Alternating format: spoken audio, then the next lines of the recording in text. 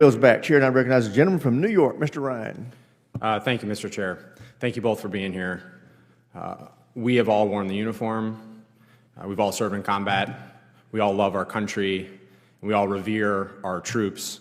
And I really want to speak with you both, not as partisans, but as patriots.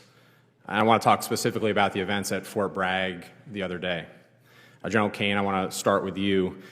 As a junior officer, were you ever required to make a pledge of political loyalty? Yes or no? Sir, as you know, we live in a apolitical military, so, no. Thank you. At any time in your 30-plus years of incredibly distinguished service, did you have to make a pledge of partisan or political loyalty? No, sir. Thank you. Did you ever serve in any unit or command at any level where service members were required to make a pledge of political loyalty? No, sir. Thank you. And I want to commend you. You've been on the record on this, including in your confirmation hearings where you clarified, quote, "I've never worn any political merchandise or said anything to that effect." I appreciate that. That is the standard, and commend you for saying so and continuing to model that. General Kane, one last question for you. Should soldiers have to pledge political loyalty to participate in an event with our commander-in-chief? Yes or no, please. Sir, I'm not. First, no. I'm not aware of any time in history that soldiers, sailors, airmen, Marines have been asked to do that. I think. I'm sorry, General. I do want to, just in the interest of time, I want to talk about what happened at Fort Bragg 2 days ago. There was guidance put out, and this has been verified by multiple independent news outlets, saying, quote, these are to the soldiers of the 18th Airborne Corps and the U.S. Army. If soldiers have political views that are in opposition to the current administration, then they need to speak with their leadership and get swapped out. This is swapped out of the event with the president.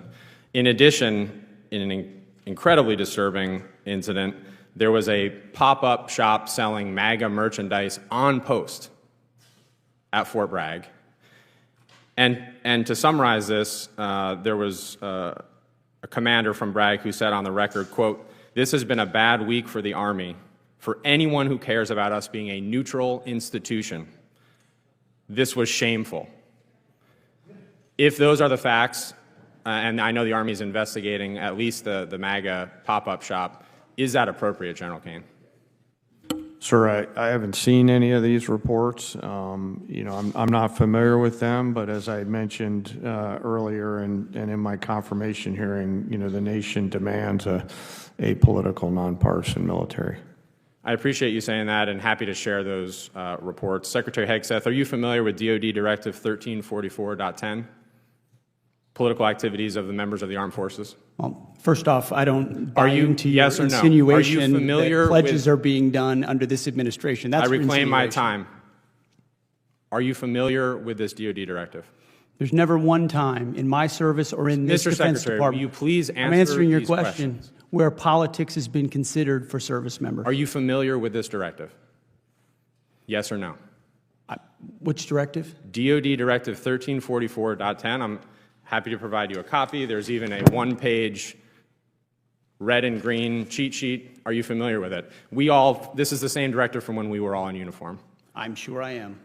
Has anything changed in that directive under your guidance, given what happened 2 days ago at Fort Bragg? Is there a new policy change that we're not aware of? Again, I totally reject your insinuation. Is there a policy change to DoD Directive 1344.10? I know what you're attempting to insinuate, but there's I'll no take that as a policy no. change and there is no policy. Mr. Secretary, have you ever worn a MAGA hat in front of the troops? I own plenty of MAGA hats, but I don't. Have you ever worn one in front of the troops at an official event?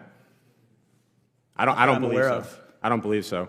Do you think it's appropriate for the President of the United States to wear political merchandise, including a MAGA hat, at official events, including West Point commencement? The commander-in-chief yes or no? Can wear whatever hat he wants, to include the phrase, "Make America Great Again," because I would like to make America great again as well. So you think that's appropriate? The commander-in-chief has the right, in front of his troops, to wear whatever he'd like. Okay. I strongly disagree with you. And I urge you both, especially you, General Kane, as we see an increasingly political rhetoric, including from the Secretary, to please, for the good of our troops, This is an incredibly difficult moment, and we need leaders like you to continue to echo the apolitical nature. I have 12 seconds.